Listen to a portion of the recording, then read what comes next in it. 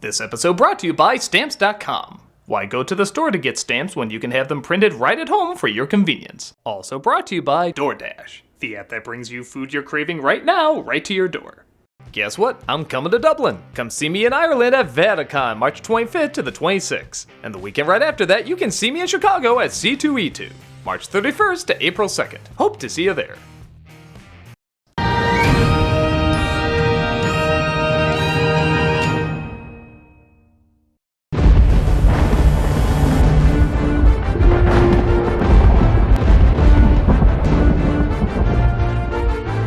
Pirates Month continues, and after the smash hit of The Black Pearl, Disney sensed they had a franchise on their hands and decided to give Pirates not one, but two sequels shot back to back.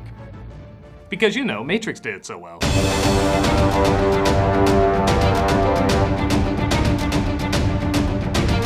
Released in 2006, the hype around Pirates of the Caribbean Dead Man's Chest was crazy. Everyone had pirate fever, and despite the film not getting the best reviews, audiences still had a great time with it. And I guess I'm somewhere in between. This film has a lot of flaws that are easy to point out, but the fun moments are really, really fun. There's so many chases and lines and visual jokes that still stay with me years later, and I don't know if I'm still laughing at them after all this time. It must be doing something right. But yes, even diehard fans of this movie can agree it's got some problems. So let's take a look at where it continues the fun and where it drops the cannonball. This is Pirates of the Caribbean Dead Man's Chest. Why is this happening? I don't know. Well, kids, I can already spot two mistakes. Can you? Very good! Will and Elizabeth are back for absolutely no reason. Yeah, their story ended. It's Jack and his crew that was hinting at more adventures, but for some reason they're put back in the spotlight as Norrington 2.0 Cutler Beckett, played by Tom Hollander, arrests Will for aiding in Jack Sparrow's escape, on his wedding day no less. It's bad luck for the groom to see the bride before the wedding. This warrant is for Elizabeth Swann. My mistake. Arrest her. It's also bad luck to arrest the bride before the wedding. Cut to a prison where guards are throwing dead prisoners into the water. Once again, Jack Sparrow is given a pretty great entrance.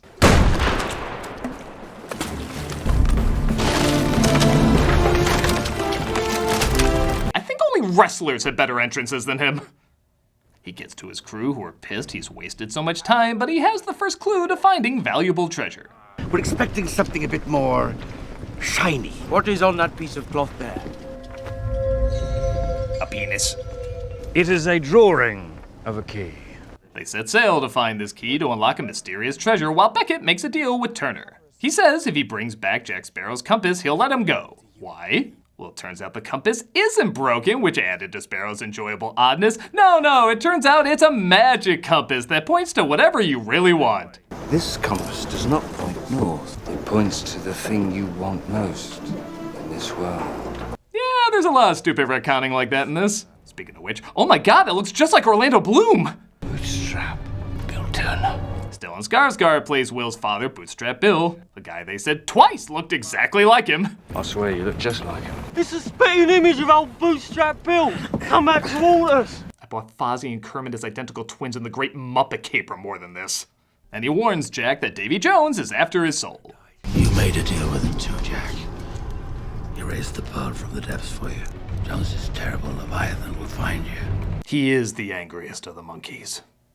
Jack is marked and makes his way to an island where the crew is captured by a tribe that thinks Jack is a god who has to be cooked to be released. Will finds him on that island next to, honestly, a very impressive set piece. Jack! Jack Sparrow! Ah, yes, thank you. All the other Jacks on the island were confused. Why are you in this? Jack? Lam say uniki. Snip. Okay, so here's the thing. This entire section is pretty pointless. It's 20 minutes long, adds nothing to the story or characters. You could just have Will meet Jack at sea and accomplish the same thing in literally a minute. However, this is some of the most enjoyable stuff in the movie. The slapstick is funny, the visuals are creative, the twisted sense of humor is great. Where's the rest of the crew? These cages we're in weren't built till after we got here. So here's what I think. I think the movie should have started here.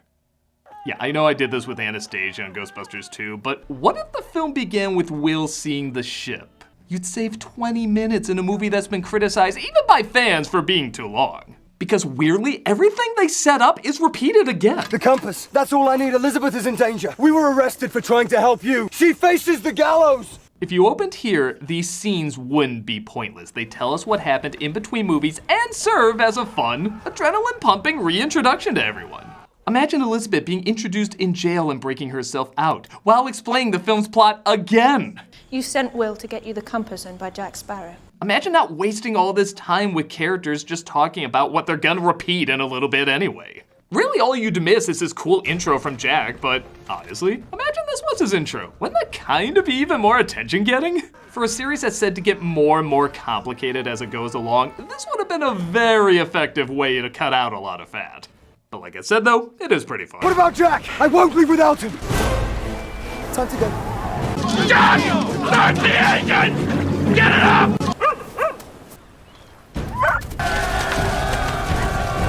Don't worry, kids, he tasted great. Jack tells Will that he'll give him the compass, but only under one condition. If you will help me to find this. A penis? He agrees, but Elizabeth is already several steps ahead as she escaped and is trying to find Will. We have a stowaway on board. A young woman, by the look of it. I want you to search the ship and find her. Oh Christ, I'm not even a member of the crew and I can tell she's right there! I always know the wind was going to blow you back to me one day. Jack makes his way to a witch doctor named Tia Dalma, played by Naomi Harris in yet another role where I said, holy shit, that was her? As they hope she can help them on their quest. We're looking for this. A penis. Don't worry, only 1/3 of the review is that joke. She says the key opens the dead man's chest, which holds the heart of Davy Jones, who gave it to a woman, not the sea. No. I heard it was the sea he fell in love with. Same story, different versions, and all are true. The scene stands out for a sadly unique reason. It's the only moment in the movie where the writing is doing two things at once. She talks about Davy Jones falling in love with a woman, and we find out in the next film that she's that woman. It was a woman as changing and harsh and untamable as the sea. But unlike the first movie where a lot of info is snuck in to save time and makes rewatching a lot more fun, almost all the writing in this is what you hear is what you get. It's exposition with jokes and sometimes the same exposition repeated again. Bring back that compass, or there's no deal. The compass. That's all I need. Elizabeth is in danger. You sent Will to get you the compass owned by Jack Sparrow. That's one of the reasons I think it was a mistake to do these films back to back. They knew they had another movie, so they didn't feel they needed to condense the writing. But because of that, they spend way too much time explaining, and there's little to no layers in the dialogue. Even the stuff they do build up, like the jar of dirt, This is a jar of dirt. does come back, but not in a clever way. Again, you can write this out and miss nothing but a few memes. But okay, screw it, some of these memes were worth it. They're told to find Davy Jones' ship, and sure enough they do, along with his crew and Davy Jones himself, played by Bill Nighy. Do you feel this? And I gotta give credit, Jones still looks pretty damn good. While he's not quite the effects landmark something like Gollum was, he's still a pretty damn decent effect, with a cool design and strange mannerisms that only the guy who voiced Grand Santa could come up with. So we've established my proposal is sound in principle, now we're just haggling over price. Price? Did his mouth just fart? Apologies, one of these holes had Taco Bell and this hole just butt cheeks it out.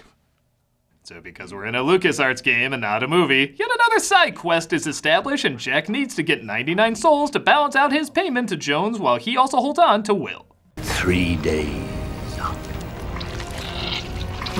Hey look, I found his clitoris. Going to commercial on that?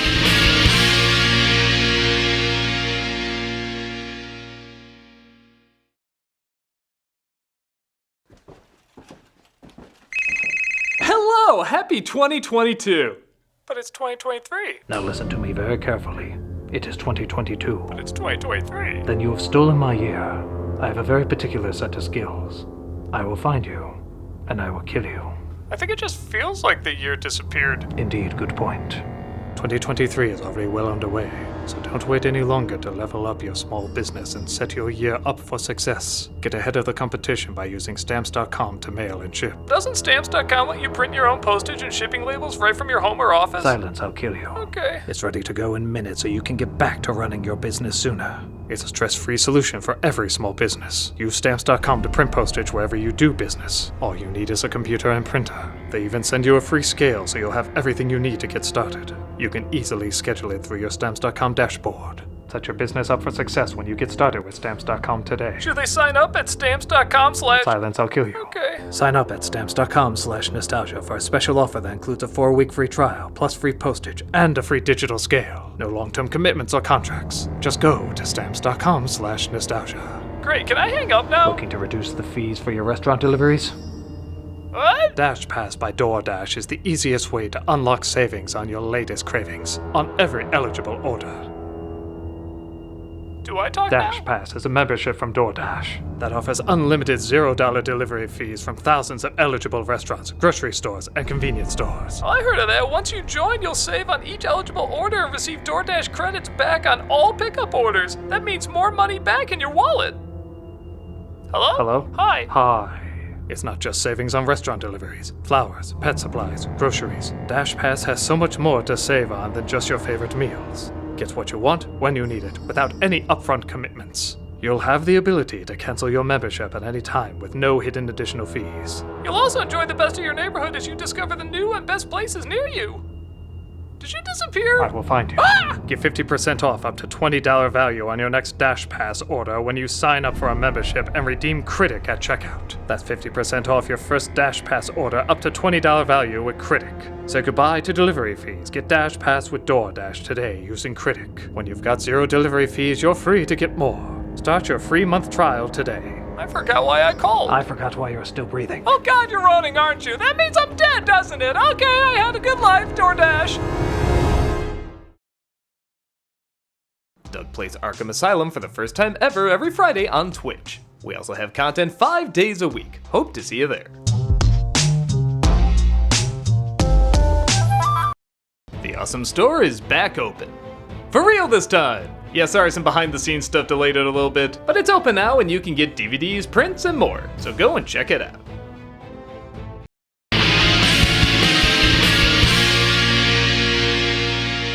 So the crew goes to Tortuga to find 99 souls. Yeah, let's just put all the right references here, that works. And oh boy, if you were excited to see Will and Elizabeth return, guess which other crowd favorite they brought back? Commodore? No, not anymore. Weren't you listening? Yeah, Norrington was so popular in the first film, they're like, let's put 2 in this one. Yeah, I guess you couldn't afford to give him a day's head start, could you? With that said, I'm a simple man, and I love bar fights that start for absolutely no reason.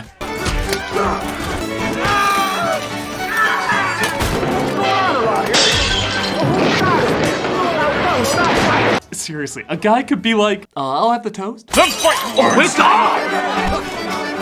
Secure the last tackle, Mr. Turner! Back on Jones's friggin' awesome ship. Seriously, did I mention yet everything around this character is designed great? Down on your marrow bones and pray. Okay, seaweed Shrek's a little weird, but whatever. Will is reunited with his father. Again, imagine, we start 20 minutes later, and this would be your introduction to Bootstrap Bill. Wouldn't that be more interesting? It's my son. 5 lashes beyond, I believe it is. I guess I do have to make up for many fatherly spankings. This is for the desolation of Smog! This is for that weird Three Musketeers remake! And this is for whatever the hell that third Hobbit movie was called! He catches up with Dadu and lets him know what he's doing there. Until I find this. A penis. Okay, maybe 2/3 of the review.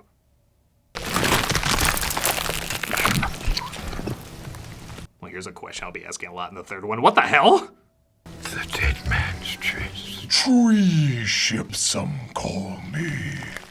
He reveals Jones has the key while back on Tortuga. Elizabeth gives away her disguise. Come to join me, crew, lad? I'm here to find the man I love. I'm deeply flattered, son, but my first and only love is the sea. You may want to ask that sailor over there. I think women and seamen don't mix. Should it be a dress or nothing? I happen to have no dress in my cabin. With a woman still in it. Norrington as well tries to work his way on board, though he doesn't believe the stories of the dead man's chest. You don't actually believe him, do you? How would we find it? I can't believe you're not taking me seriously. It's the pig shit, isn't it? It's the pig shit. Meanwhile, Will and Jones are playing Lying Dutchman with dice, and again, while Jones is great to watch, Will is so goddamn boring. 7 5s. 8 5s. Like, I am trying to care whenever he's on screen, but having even the slightest interest in him is like advanced trigonometry. I just don't see how I'm supposed to do it. He gets the key from around Davy Jones's neck while he sleeps, which I have to admit makes this badass character look pretty dumb and lame. And meanwhile, Elizabeth has to wonder, does she actually love Jack? Yeah, the notion that was literally used as a joke in the last film. It would never have worked between us, darling. Is now being presented as a legit possibility. There was a time when I would have given anything for you to look like that while thinking about me. I don't know what you mean. Oh, I think you do. Oh my god! I am so telling the other pirates. No, you're not. Yes, I am. No, you're not. Yes, I am. Will escapes off the Dutchman, but Jones sends the Kraken after him. Which honestly is another pointless scene. It's been talked about, teased earlier. It's going to be the climax of the film, and Liam Neeson doesn't even announce it. Why do we need to see it pointlessly take down this ship just to have Will get right back on the Dutchman? It's not even that great an effect. Like, it's passable, I guess, but not enough for 2 long, major action sequences around it. Oh wait, it was to honor the true victims of the slaughter, 18th century fashion. No, really, they cut to this dress twice. This movie just loves to show stuff so it can show stuff. Speaking of which, let's dive more into Elizabeth's psyche, I guess. I just thought I'd be married by now. I'm so ready to be married. Who frickety who? Yeah, who gives a shit? It's obvious they have no idea what to do with Will and Elizabeth, so they're just like, I don't know, she likes him now. Maybe? Did she say something about a corset? Yeah, we were done! We don't know what they're doing here either, we're doing the best we can. At last, they finally get to the dead man's chest. When I say they, I mean everyone. Will, you're all right, thank God. How did you get here? I don't know, the script is bonkers. Everyone tries to backstab each other to get the chest, and yeah, this is where the film gets fun again. I can barely remember what led up to all this, but the visual humor and action pieces are really creative and pretty laugh-out-loud funny. This whole fight scene is like watching a goofy sports cartoon. It just gets sillier and sillier, but by God, it's damn impressive the way they choreographed all this. Scenes like this are what make me overlook the problems and say, you know, screw it, I'm having a good time. It's just a note. My heart was really the friends I made along the way. Oh, come on!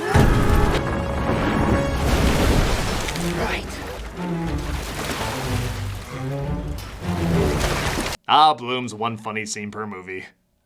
Sparrow puts the heart in the jar of dirt, but Norrington takes it for himself, once again making the jar pointless. But you know what? This stupid scene does make me giggle. I got a jar of dirt, I got a jar of dirt, and guess what's inside it? I'm gonna put some dirt in your eye. I don't know, I just answer one meme with another. Jones again releases the Kraken, causing Jack to run away. Great, we got Will and Elizabeth to focus on for a while. Focusing on them is like being stuck at a party with a person you know but can't think of anything to talk about to save your life. It's not the worst, but god damn it. Jack does return though and saves the day, but the movie remembers, oh yeah, it wants to be Empire Strikes Back, so it decides to leave Jack behind. Later tonight, darling. Hey! It's after you, not the ship. Spent the whole fight on a rowboat and the Kraken still went after the ship. But oh, I can feel Disney Plus is getting ready to recommend something better, so I'll let it slide. Where's Jack? He elected to stay behind to give us a chance. Bloody hell I have. Hell! I know you can hear me, you American Horror Story rejects! You can't have this franchise without me! Disney double down on that! Jack is gobbled up, Jones finds he's heartless, and Norrington gives Beckett a powerful weapon. If you intend to claim these, then you must have something to trade. A penis. Okay, I'm done. Beckett tears though, she says there might be a way to bring Jack back to life if they truly want him to return. Will you sail to the ends of the earth and beyond? Funny, seeing how you literally left him to die earlier. Do excuse me while I kill the man who ruined my life. Be my guest. But you know, no I don't actually. This leaves us on a cliffhanger with the return of a character that legit kind of surprised out of me when I first saw it. What's become of my ship? Still trying to make apples a thing. Now that was Dead Man's Chest. I know I should know better, but I still kind of like it. And it's hard, I think it just wants to be fun, and I think it does have enough of those moments. You have to wait a long time through a lot of pointless filler to get to it, but it does eventually deliver. I do wish they kept more focus and didn't bring back characters or story threads that aren't needed, but the visuals, imagination, and of course humor balance it out enough for me. It's not the greatest of sequels by any means, but it did leave me having just enough of a good time. Far more than what many consider the worst of the pirate films, and, well, I guess we'll be getting to that one next. Pirates Month sadly must continue. Do you fear death? I envy it. Prize. We're still doing cameos for charity, and this month we're doing the Kennedy Krieger Institute. Kennedy Krieger Institute is internationally recognized for improving the lives of tens of thousands of children, adolescents, and adults with neurological, rehabilitative, or developmental needs. They do this through inpatient and day hospital programs, outpatient clinics, home and community services, education, and research. It's an amazing organization, and you can help them out.